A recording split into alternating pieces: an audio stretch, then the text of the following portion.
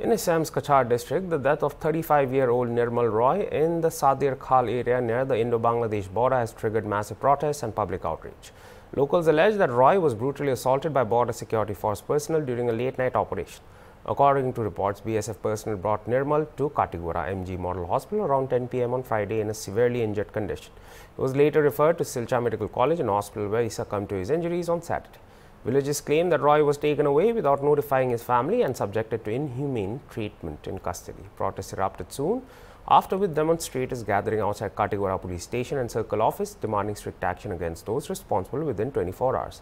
However, the BSF has denied any wrongdoing. In a statement, it claimed that Nirmal Roy was found injured during a routine patrol and was immediately given medical attention. Tensions remain high in the border area, with local residents accusing the BSF of regular harassment during night patrols. Authorities are working to contain the unrest as investigations continue. মানুষটা অনুমানিক এগুলো সব সময় রাস্তাঘাটে থাকে আমরা সব সময় পাই এ সুজা মানুষ নিরীহ মানুষ কোনো দরবার কোনো জগলা জাতি কোনো তার জড়িত নাই মদ গাঞ্জা কিচ্ছু না এ সরল মানুষ রাস্তার থাকে হে নিজে চাইটা ভাত বানায় খায় গত রাত্রে অনুমান 1টা থেকে 1:30টার সময় খবরে প্রকাশ যে আমরা মানে পার্শ্ববর্তী তার বাড়ির মহিলা বা পুরুষেরা জিজ্ঞাসাবাদ করলে এরা কইছে যে একটা গাড়ির মধ্যে উঠাইয়া মানুষটারে আনা হয়েছে মানুষটার ই পরিবারও আর কেউ নাই হে একমাত্র তার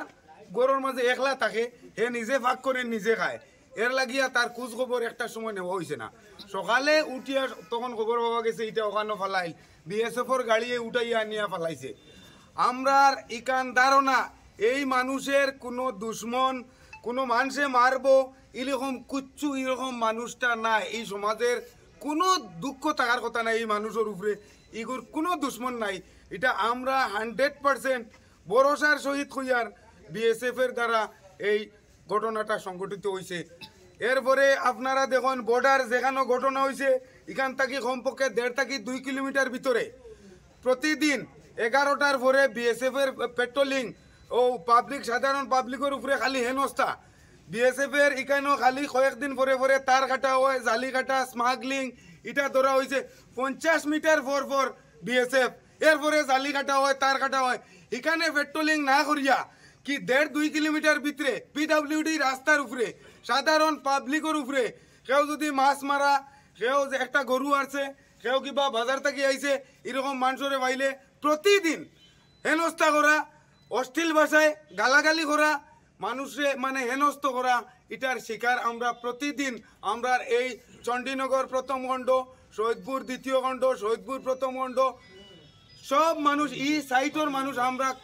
ওতে অনেক কষ্টে আছি আমরা এখন আমরা সার্কেল স্যারের কাছে আইছি আমরা এটা ইনভেস্টিগেশন করিয়া আমরা উচিত তদন্ত করিয়া আমরা এটার উপযুক্ত বিচার চাই